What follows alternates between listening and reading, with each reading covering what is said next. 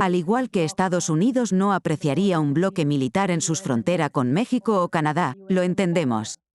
Fue una posición natural y correcta para Rusia oponerse a tal desarrollo. Rusia hizo numerosos intentos de advertir, solicitar y apelar a la OTAN, enfatizando que esta era una línea roja. India, junto con muchos otros países, ha comprendido esta perspectiva. Ellos no ven evidencia de agresión por parte de Putin o Rusia. En cambio, observan evidencias de agresión por parte de los Estados Unidos y la OTAN, señalando que Estados Unidos ha intervenido en 64 países, principalmente en el sur global. Countries of the global south primarily.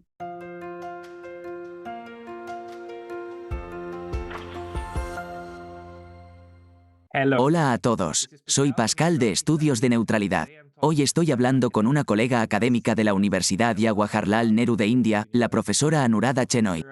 Es especialista en asuntos internacionales con décadas de experiencia laboral, particularmente en Rusia, seguridad humana, comercio de armas y construcción de la paz.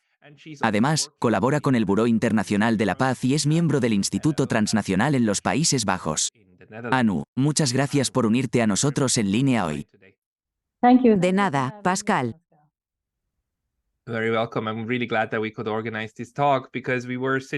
Bienvenidos. Estoy realmente contento de que pudiéramos organizar esta charla. Durante una reciente reunión del Buró de la Paz, usted hizo varios puntos convincentes sobre el sistema actual en el que vivimos. Quería discutir sus puntos de vista, particularmente desde la perspectiva de la India, sobre las dos guerras horribles que hemos visto surgir. Hace casi 2 años comenzó el conflicto entre Rusia y Ucrania. Dado su trabajo y los libros que ha escrito sobre el desarrollo y la política de Rusia, estoy ansioso por escuchar sus percepciones sobre ese asunto. Luego, en la segunda parte, discutiremos los eventos de las últimas 6 semanas en Israel y Palestina. Comencemos con el primer tema. Desde el inicio de lo que los rusos llaman la operación militar especial, y lo que Occidente se refiere como la guerra en Ucrania, ha habido un desarrollo significativo, especialmente en el mundo no alineado. La India una vez fue líder del no alineamiento y recientemente ha tomado una postura muy independiente en asuntos internacionales, particularmente hacia Europa. ¿Cómo ve la evolución de la política exterior de la India en los últimos 2 años? ¿Qué le parece más notable y digno de mención?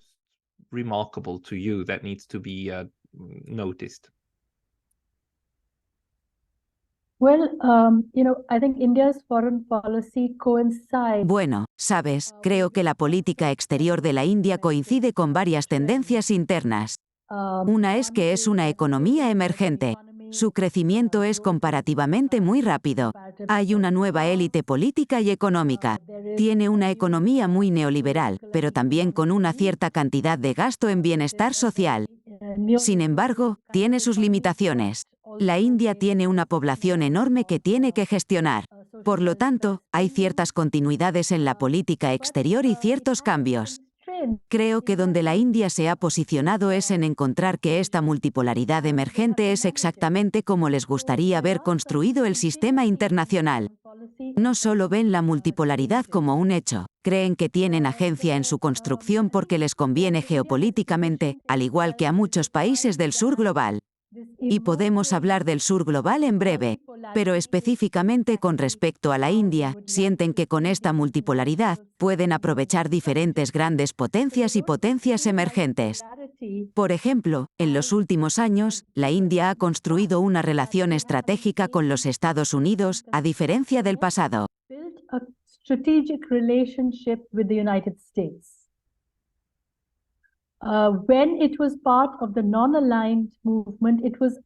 Cuando formaba parte del movimiento de países no alineados, la voz de la India se escuchaba debido a su fuerza colectiva con otros países no alineados. Sin embargo, no influían significativamente en la toma de decisiones internacionales. La India, junto con Sudáfrica y Brasil, se convirtieron en economías emergentes y experimentaron un rápido crecimiento, distinguiéndose del resto del sur global, que estaba endeudado o tenía bajos ingresos. Por supuesto, la India también es extremadamente desigual, por lo que no está completamente libre de estos problemas que aún existen internamente. Pero en general, creen que su voz como líderes del sur global debería ser significativa en organismos internacionales, como el Consejo de Seguridad, el Banco Mundial y el FMI, donde el equilibrio de poder está inclinado a favor del norte y lo que llamamos los países coloniales anteriores. Esto ha llevado a una situación en la que las potencias tradicionales continúan dominando la toma de decisiones internacionales, mientras que países con grandes poblaciones y ahora economías independientes y bastante sostenibles todavía carecen de influencia. Es por eso que la India ha construido relaciones estratégicas con Estados Unidos. Siempre han mantenido relaciones bastante decentes con la UE, pero han tenido relaciones extremadamente cercanas con Rusia.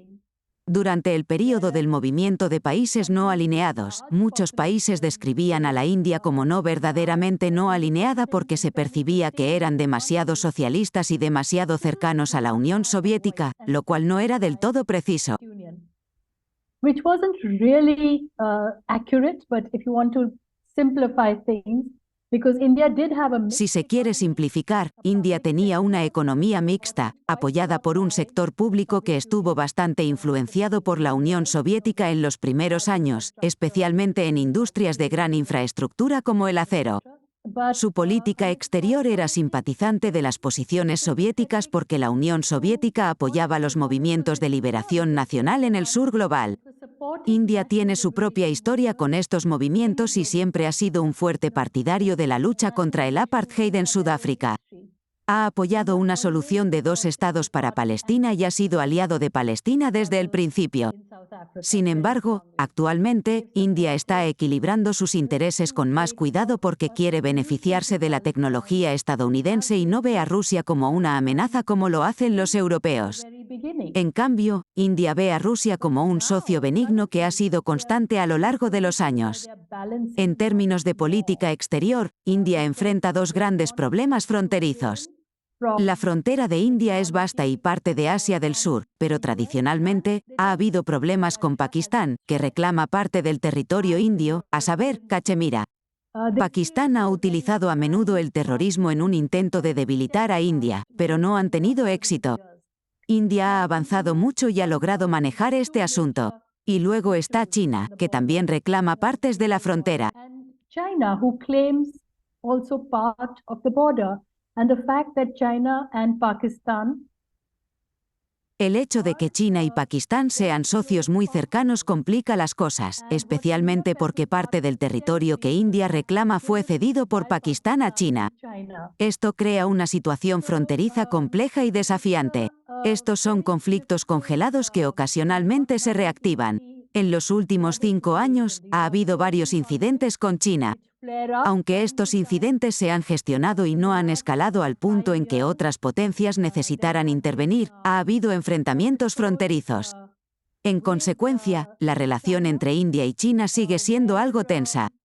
Estados Unidos ve esta tensión como una oportunidad. A medida que Estados Unidos expande y aumenta su presencia militar en el Indo-Pacífico, o Asia-Pacífico como algunos lo llaman, busca socios más fuertes para contrarrestar a China. India es vista como un aliado potencial en este sentido. Sin embargo, India valora su autonomía estratégica y ha sido hábil al aprovechar su relación con Estados Unidos en ocasiones. Es poco probable que India se alinee completamente con Estados Unidos o la UE en política exterior porque tiene sus propios intereses nacionales que considerar. Aunque India apoya ciertas iniciativas de seguridad marítima en el Indo-Pacífico, es cautelosa para no enredarse profundamente en las tensiones entre Estados Unidos y China. India prefiere mantener una postura de neutralidad en estos asuntos. they would like to show their neutrality in that. You know, there was a very interesting clip of about a year ago when your Hace aproximadamente un año, hubo un clip interesante donde su ministro de Exteriores estaba en un gran evento de discusión sobre relaciones internacionales. Fue entrevistado por el presentador, quien preguntó, cuando llegue el momento decisivo, ¿a quién van a elegir, a Rusia o a los Estados Unidos? Tienen que ser uno u otro. El ministro de Exteriores dijo muy claramente, no, así no es como funciona. Represento aproximadamente a una quinta parte de la población mundial. Creo que tengo derecho a mi propia posición. Sin embargo, la entrevistadora encontró este argumento muy difícil de procesar. Insistió, pero el mundo es binario, y tienen que elegir. Es interesante que este concepto sea tan difícil de entender para algunas personas, especialmente para los neoconservadores en los Estados Unidos, que un país puede ser neutral o tener su propia política exterior. En cuanto a China, es intrigante porque uno podría pensar que India se inclinaría más hacia los Estados Unidos para equilibrar. Pero, ¿está sugiriendo que incluso con China, India preferiría algún apoyo pero definitivamente no ser un aliado firme de Estados Unidos? Definitely not being a hard ally of the US. Absolutely, though I don't speak for Indian. Aunque no hablo por la política exterior de la India, no formo parte del gobierno en absoluto, pero hay un sentido muy claro que tengo de que la India no tiene este concepto que tiene el discurso occidental de o esto o aquello o un concepto binario.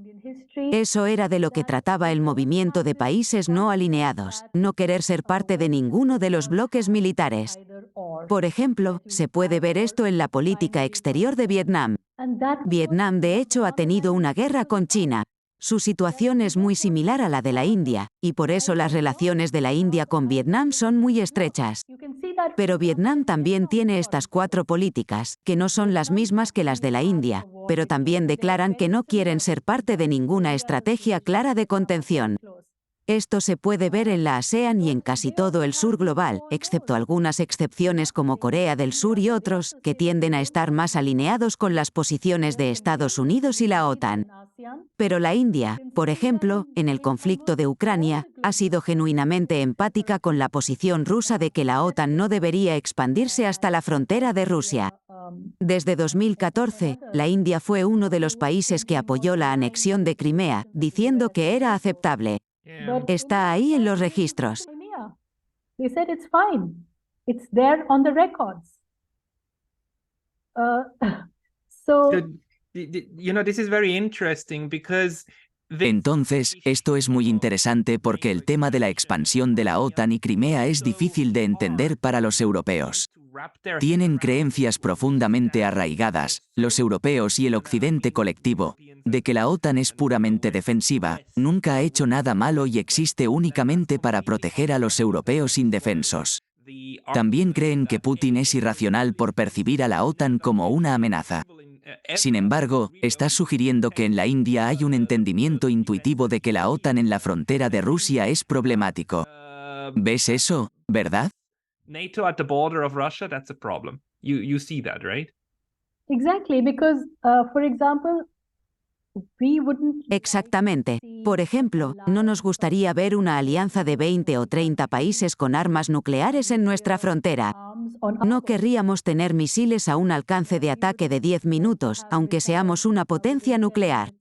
De manera similar, a Estados Unidos no le agradaría un bloque militar en sus fronteras con México o Canadá. Entendemos eso. Fue una posición natural y correcta para Rusia oponerse a esto. Rusia hizo numerosos intentos de advertir, solicitar y apelar a la OTAN, declarando que esta era una línea roja. India, junto con muchos otros países, ha entendido esto. Ellos no ven ninguna evidencia de agresión por parte de Putin o Rusia. Sin embargo, sí ven evidencias de agresión por parte de Estados Unidos y la OTAN.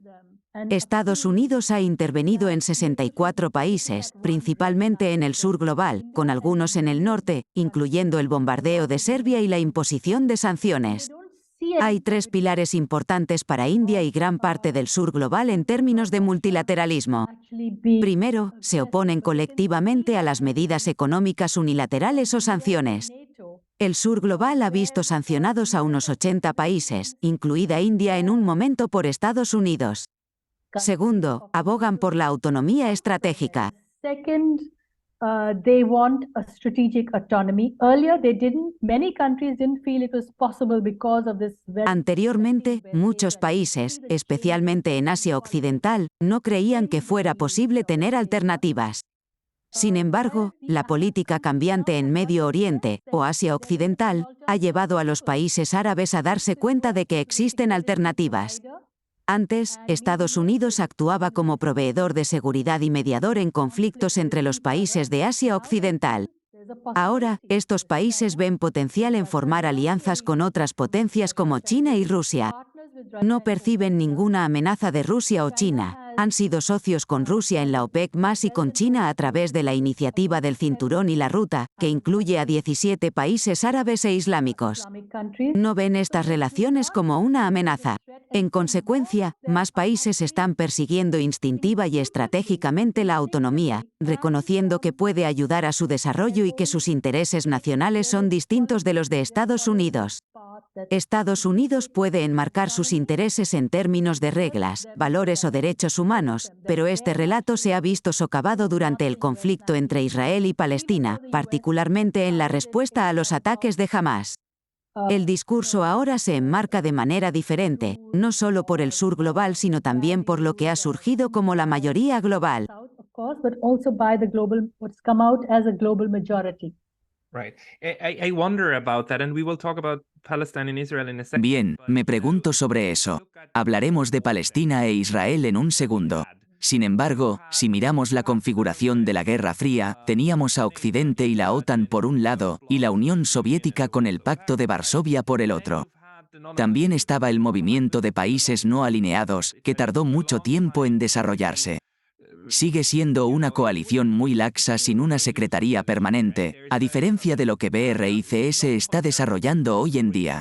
El movimiento de países no alineados todavía existe, pero una diferencia significativa que puedo ver que emerge es que muchas personas ahora hablan de una nueva Guerra Fría.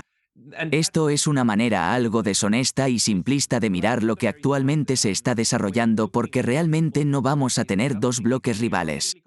Lo que tenemos es un bloque, Occidente, que se opone a todos los demás, pero de maneras muy diferentes. Se opone a China de manera diferente que a Rusia, y también se opone a todos los países que aún son no alineados. Quiero decir, Estados Unidos continúa haciendo con Cuba lo que siempre ha hecho, que es esencialmente intentar estrangular LA económicamente. Pero la situación con África también muestra cómo los Estados Unidos y los países europeos siguen siendo altamente neocoloniales. De hecho, están recurriendo a tácticas coloniales clásicas, como intentar dictar acciones a países como Nigeria. Apoyan ciertos regímenes que llegan al poder a través de golpes de Estado, mientras condenan a otros y claman por democracia. Sin embargo, sabemos que si un país como Egipto es apoyado, entonces no hay un compromiso genuino con la democracia. Actualmente, parece que un bloque se está desarrollando, mientras que el resto del mundo intenta seguir su propio camino. Además, si observas el comportamiento de votación en las Naciones Unidas, Ben Norton señaló recientemente que cada vez más es Occidente contra el resto. De hecho, nos estamos moviendo hacia un mundo dividido, donde es Occidente contra todos los demás. Y parece que al resto del mundo realmente le tiene harto. ¿Es esa la sensación que tienes en India con respecto a las relaciones internacionales? ¿Que la gente está cansada de este enfoque colectivo occidental? Well, I get that sense definitely because I read Definitivamente tengo esa sensación porque leo la prensa de África, América Latina y la ASEAN. Sin embargo, en lo que respecta al régimen indio, están principalmente enfocados en los estrechos intereses nacionales de la India y cómo proyectarlos. Parece haber una especie de bipolaridad en su pensamiento. Por un lado, quieren ser una voz en el sur global, aunque no pueden ser la única voz. Es descoordinado y no estructurado. Estos son países que han soportado 3 o 4 siglos de colonialismo, y su nivel de pensamiento y desarrollo aún no se ha puesto al día. La India tiene prisa por alcanzar a Occidente, por lo que negocian más estrechamente con los países occidentales. Al mismo tiempo, quieren ser parte del sur global y una voz para él. BRICS está emergiendo como una plataforma para esto, pero BRICS también incluye a Rusia y China, que realmente no son parte del sur global. Por lo tanto, la terminología ha cambiado a mayoría global, un término que creo fue utilizado por primera vez por Lukashenko de Bielorrusia, y ahora se ha vuelto común. Así que, por un lado, el sur global es parte de la mayoría global, pero tampoco están completamente alineados solo con Rusia y China.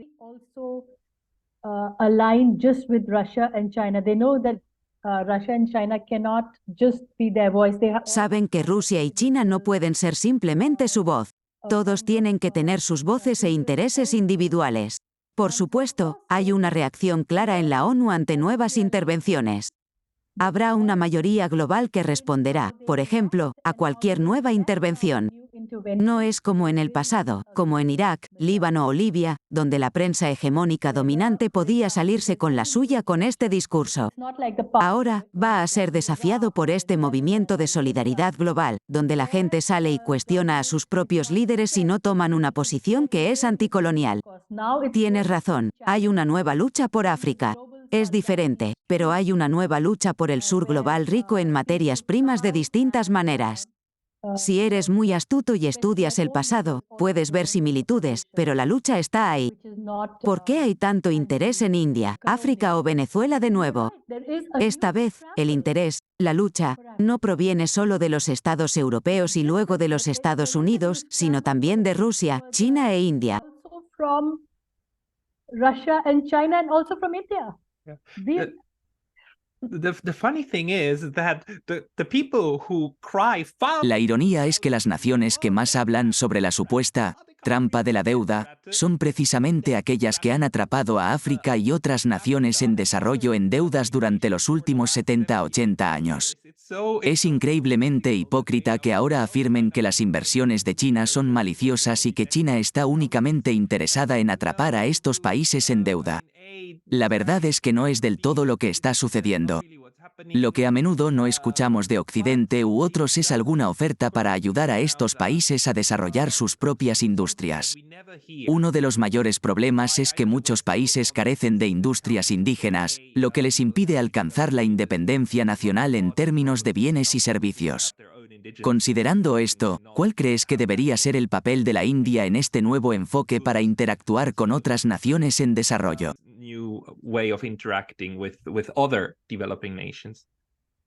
Well, I think an interesting case study would be actually to see the. Creo que sería interesante estudiar la asistencia al desarrollo que los países BRICS ofrecen a otras naciones endeudadas. Estos países ofrecen alivio de la deuda y paquetes que difieren de la ayuda extranjera tradicional. Rechazan la ayuda extranjera bajo el argumento de que carece de dignidad y a menudo viene con condiciones, como la exigencia de medidas de austeridad o cambios en los sistemas internos, similares a las prácticas del Banco Mundial. Países como India, China y Brasil no intervienen en los asuntos domésticos de las naciones que asisten. Consideran su asistencia como una asociación, ofreciendo un paquete que incluye préstamos, donaciones, ayuda humanitaria y apoyo al desarrollo. Los préstamos son concesionales y deben ser reembolsados. Este enfoque difiere de cómo se establecen típicamente los términos comerciales. Por ejemplo, consideremos los depósitos de litio de Nigeria, que Francia estaba comprando a tasas muy bajas, lo que llevó a acusaciones de explotación y llamados a que Francia abandonara la región. Nigeria ahora está abierta a la participación de China. Surge la pregunta, ¿simplemente se reemplazará un tipo de explotación por otro? La creencia es que China, India o quizás Sudáfrica ofrecen términos comerciales que son más justos y menos explotadores. Do you have any information on the tip of your mind? ¿Tienes alguna información en la punta de tu mente sobre cómo India y China denominan su ayuda al desarrollo? ¿Es en sus monedas locales, dólares estadounidenses o la moneda del receptor? Is it in US dollars or in the recipient's currency? Now, this is a very interesting question that you have raised. Esta es una pregunta muy interesante que has planteado. Inicialmente, la ayuda al desarrollo procedente de la India se denominaba en dólares debido al tipo de cambio.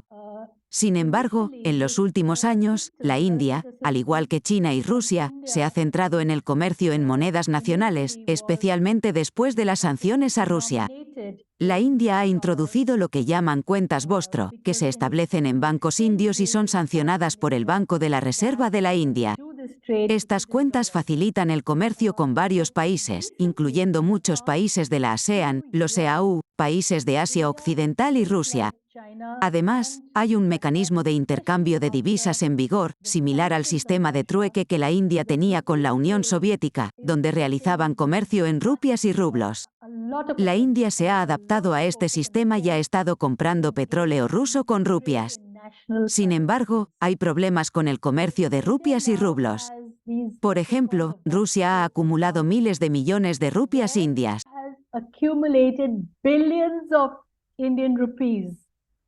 Porque ustedes compran mucho más petróleo de ellos que lo que ellos compran de ustedes.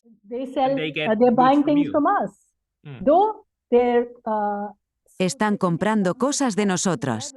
Entonces, en los niveles más altos, el gobierno indio está aparentemente resolviendo cómo los rusos pueden invertir de nuevo en la economía india en cuanto se suavicen las sanciones. Ahora, ya sabes, India se ha convertido en un centro porque el petróleo viene de Rusia y va a Europa después de ser refinado. La razón por la que pregunto esto es que puede sonar como una tecnicidad, pero las monedas de comercio son enormemente importantes. Así es como Estados Unidos ha logrado mantenerse a la cabeza en su juego durante los últimos 100 años. También es así como ha endeudado a otros países. Estados Unidos no les da dinero gratis a estos países, les da dólares estadounidenses. ¿Y qué puedes comprar con dólares estadounidenses? Bienes denominados en dólares estadounidenses o bienes en el mercado mundial denominados en dólares estadounidenses. Entonces, creas un sistema que está tan centrado alrededor de Estados Unidos que si lo desmantelas, A, disminuirá la influencia estructural de Estados Unidos y B, hará las cosas más complicadas.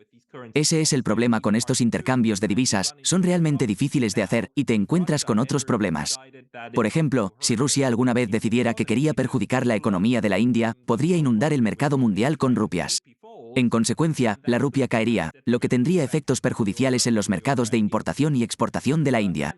Sin embargo, el impacto depende de cuál mercado seas más estructuralmente dependiente. Pero este es un problema, y los países naturalmente dudan en participar en tales prácticas. Lo que estoy diciendo es que conoces la posición de la India sobre la desdolarización. No creen que se trate realmente de alejarse del dólar. El dólar seguirá siendo una moneda importante, pero será parte de un sistema económico multipolar. En este sistema, el comercio bilateral puede ocurrir en monedas nacionales. Además, los países pueden vincular sus monedas al dólar estadounidense. Entonces, la idea no es eliminar el dólar sino usarlo junto con otras monedas en un sistema económico diverso. La India está participando en el comercio utilizando monedas nacionales dentro del sur de Asia, excluyendo a Pakistán y China, pero incluyendo a los países de la ASEAN, países de Asia Occidental y algunos países africanos. La rupia india se está utilizando para este propósito. Sin embargo, es una operación a pequeña escala en este momento porque la India no ha adoptado una política de libre cambio, y ahí es donde radica la fuerza del dólar. Es universalmente aceptado, lo que no ocurre con la rupia india o incluso con el yuan en este momento. Este es el comienzo de un proceso que no existía históricamente. Es un nuevo proceso histórico que forma parte de la política no solo del sur global sino también de la mayoría global.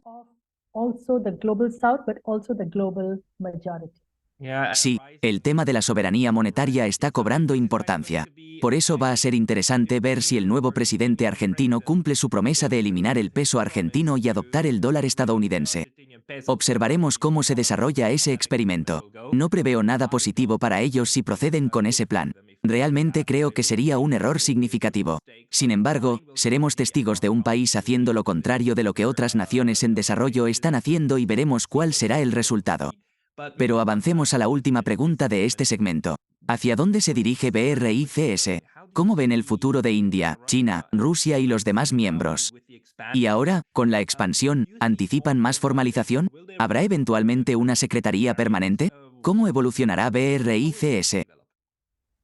BRICS now has become literally the original BRICS plus. BRICS se ha convertido ahora en el BRICS original más muchos países de la OPEP, lo cual es una de las razones por las que India ha sido favorable, debido al potencial de comercio dentro del grupo. BRICS es una formación extremadamente importante, y muchos países desearían unirse a ella. Por supuesto, muchos de ellos tienen sus propias contradicciones.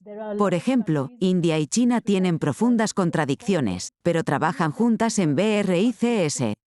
BRICS tiene muchos foros diferentes, incluyendo un foro académico, un foro de mujeres, un foro comercial y un foro energético. A lo largo del año, estos foros continúan reuniéndose. Hay universidades BRICS, grupos de mujeres BRICS y organizaciones juveniles BRICS. Está dividido en segmentos más pequeños. Ya sea que tenga una secretaría permanente o no, el nuevo Banco de Desarrollo es una iniciativa muy importante. En China, el Banco Asiático de Inversión en Infraestructura y el nuevo Banco de Desarrollo, que operan en monedas nacionales, son notables. El 50% de sus préstamos y subvenciones están en monedas nacionales, y el otro 50% en euros o dólares. Esto muestra cómo están trabajando en metodologías para facilitar el comercio en monedas nacionales, haciéndolo más fácil. El temor de que habrá una moneda única es completamente infundado, simplemente serán mecanismos para facilitar el comercio. Una de las razones de este desarrollo es la hegemonía del dólar. En segundo lugar, las medidas económicas coercitivas, como las sanciones, se han convertido en un punto de discordia. Los países del sur global están cansados de que se les impongan estas sanciones por cualquier acción que tomen. En tercer lugar, les proporciona autonomía estratégica y neutralidad, de modo que no están atados al dólar estadounidense. Por ejemplo, India adoptó una postura neutral en la guerra de Rusia a Ucrania y continuó comprando petróleo. Si bien afirmaron neutralidad, esencialmente se abstuvieron de votar en cualquier resolución negativa contra Rusia en las Naciones Unidas o el Consejo de Seguridad. Han expresado su disposición a proporcionar ayuda humanitaria a Ucrania, lo cual es parte de su postura. Sin embargo, esta nueva neutralidad es bastante diferente del antiguo movimiento de no alineación. Sí, esto es sumamente interesante. Por eso lo analizo tan profundamente, porque creo que el desarrollo más importante en términos de política de neutralidad está ocurriendo ahora mismo en el sur global. De hecho, los europeos, incluso Suiza, son absolutamente incapaces de pensar fuera de cualquier tipo de esquema tradicional. Y de hecho, están siendo atrapados en este momento. La OTAN ha tenido mucho éxito en capturarlos ideológicamente, y los está arrastrando de la misma manera que arrastró a Suecia y Finlandia. Pero India no está participando en esto, y el sur global tampoco. Y estoy muy contento de ver eso. Es una política mucho más inteligente. Además, lo que dices sobre la política de India basada en los intereses indios es significativo porque puedes ver cómo Occidente está utilizando este término muy abstracto de valores. Y no creo que una política exterior basada en valores sea una buena idea porque los países están geográficamente limitados y están sujetos a restricciones muy reales. Centrarse en esas restricciones es una guía mucho mejor para que los países determinen qué es bueno para la gente dentro de ese territorio geográfico, que sigue siendo el sistema en el que vivimos. Sí, absolutamente. Hay ciertos valores que todos comparten, como el derecho a la vida y otros valores universales, por los cuales todos están agradecidos al Occidente por haberlos imaginado. Sin embargo, existen muchas diferencias culturales. Por ejemplo, el derecho a ser diferente debería formar parte del discurso de los derechos humanos y valores. Este derecho no es aceptado por Occidente porque prefieren que todos sigan la trayectoria occidental. Viviendo en Japón, ves cómo los países culturalmente diferentes se aferran a estas diferencias culturales y a la idea de su propia comunidad. Debemos respetar eso, y actualmente no es parte de la discusión. Además, las intervenciones y esfuerzos para hacer que todos los países adopten el mismo tipo de democracia no han funcionado. Las sanciones han empobrecido a Cuba, como mencionaste, pero no han obligado al país a cambiar sus políticas. Solo han promovido la migración, entre otras cosas. Es realmente hora de repensar estas estrategias. Por lo tanto, creo que es por eso que el sur global probablemente mantendrá la neutralidad como mínimo. Quieren la opción de decidir si quieren apoyar el contención o la expansión de Estados Unidos en el Indo-Pacífico, mantenerse al margen o apoyar al otro bando. De eso se trata la neutralidad. Es el derecho a elegir. Exactamente, lo has expresado muy bien. El derecho a elegir y la posibilidad de elegir lo que quieres hacer basándote en lo que tiene sentido ahora mismo, no en lo que tenía sentido hace 10 años o en un futuro hipotético, sino ahora mismo.